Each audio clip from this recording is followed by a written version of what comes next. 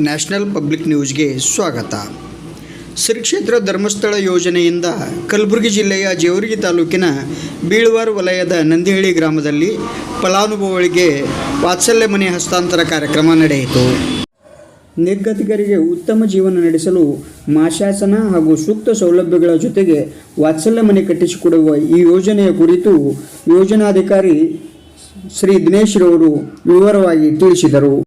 ಈ ಕಾರ್ಯಕ್ರಮದಲ್ಲಿ ಗ್ರಾಮದ ಗಣ್ಯರು ಭಾಗವಹಿಸಿ ಯೋಜನೆ ಕುರಿತು ಶ್ಲಾಘನೆ ವ್ಯಕ್ತಪಡಿಸಿದರು.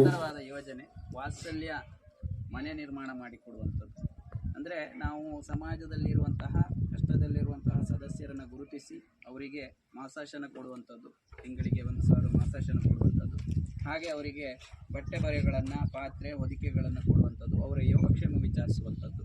ಇದನ್ನು ನಾವು ಜೇವರ್ಗಿ ತಾಲೂಕಿನಾದ್ಯಂತ ಹಾಗೂ ಇಡೀ ಕರ್ನಾಟಕ ರಾಜ್ಯದಾದ್ಯಂತ ಮಾಡ್ಕೊಂಡು ಬರ್ತಾ ಇದ್ದೀವಿ. ಇದು ಯಾವುದೇ ಲಾಭ ತರುವಂತಹ ಕಾರ್ಯಕ್ರಮ ಅಲ್ಲ. ಇವರನ್ನು ಗುರುತಿಸಿ ನಾವು ಇವರಿಗೆ ಒಂದು ತಿಂಗಳಿಗೆ ಮಾಸಾಶನ ಕೊಡೋದ್ರ ಮುಖಾಂತರ ಮತ್ತೆ ಇವರ ಒಂದು ವಾಸಯೋಗ್ಯ ಮನೆ ಇಲ್ಲ ಅನ್ನುವಂಥದ್ದನ್ನು ಗುರುತಿಸಿಕೊಟ್ಟು ಅವರಿಗೆ ಒಂದು ವಾಸಯೋಗ್ಯವಾಗಿ ಅವರ ಒಂದು ಕಾಲದವರೆಗೆ ವಾಸಯೋಗ್ಯವಾಗಿ ಒಂದು ಚೆನ್ನಾಗಿರಲಿ ಅನ್ನೋ ಕಾರಣಕ್ಕೆ ಒಂದು ಮನೆಯನ್ನು ಕಟ್ಟಿಕೊಟ್ಟು ಇವತ್ತು ಹಸ್ತಾಂತರ ಮಾಡ್ತಾ ಇದ್ದೇವೆ. ಇದೇ ಥರ ರಾಜ್ಯದಲ್ಲಿ ಬೇಕಾದಷ್ಟು ಜನ ಕಷ್ಟದಲ್ಲಿರುವವರು ಇದ್ದಾರೆ. ಅವರನ್ನು ಗುರುತಿಸಿ ಧರ್ಮಸ್ಥಳ ಸಂಸ್ಥೆ ಈ ಒಂದು ಕೆಲಸವನ್ನು ಮಾಡಿಕೊಡ್ತಾ ಇದೆ. ಈಗ ಸ್ಥಳೀಯವಾಗಿ ನೀವೆಲ್ಲರೂ ಕೂಡ ಸಹಕಾರ ಕೊಡ್ತಾ ಇರಬೇಕು. ಹಾಗೆ ಅವರು ಕೂಡ ಖುಷಿಯಿಂದ ಜನಕ್ಕೆ ವರವನಿತ್ಯ ಪರಮ ಪಾರ್ವತಿಯ ಸಗೆ, ಜನಕ್ಕೆ ವರವನಿತ್ಯ ಪರಮ ಪಾರ್ವತಿಯ